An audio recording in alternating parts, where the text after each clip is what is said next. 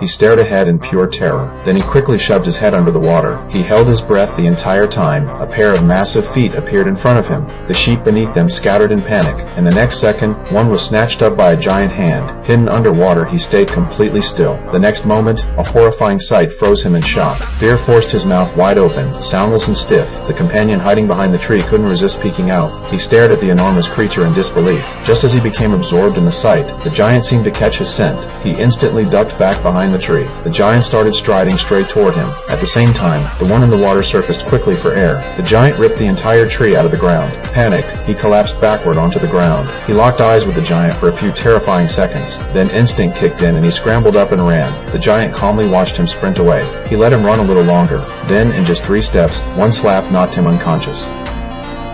The giant had never seen a human this small. He squatted down and leaned in to examine him closely.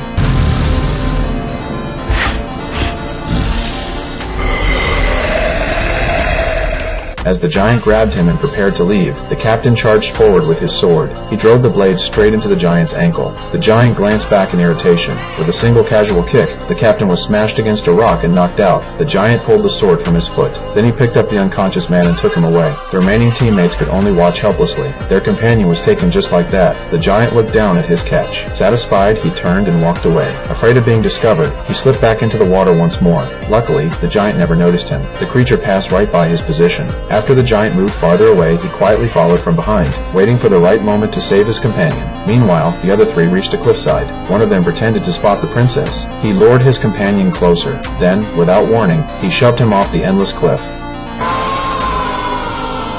Now free to do whatever he wanted. Why is it like people always scream before they die? As they reveled in their apparent success, a massive hand suddenly grabbed one of them. Without hesitation, he was stuffed straight into a mouth. The remaining companion stood there in stunned disbelief. He had no idea that something even worse was lurking behind him.